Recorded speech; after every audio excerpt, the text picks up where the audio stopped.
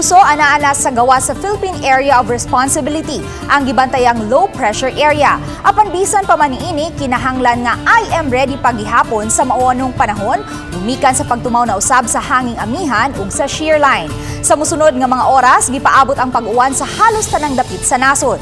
Base sa rainfall forecast sa Metro Weather, posible ang kusog nga pagbunok sa uwan sa pipila ka mga dapit. Ugma sa buntag, posibleng uwanon ang halapad nga bahin sa Caragaong Davao Region ug ubang bahin sa Visayas, Quezon ug Mimaropa Region. Ini kahapon, posible na ang pag-uwan sa uban pang mga bahin sa Mindanao, Northern ug Southern Luzon. Sa Domingo sa buntag, uwanon na usab ang Caraga ug Davao Region, Northern Mindanao ug pipila ka bahin sa Eastern Visayas, Bohol, Northern ug Southern Luzon, Aurora ug Quezon.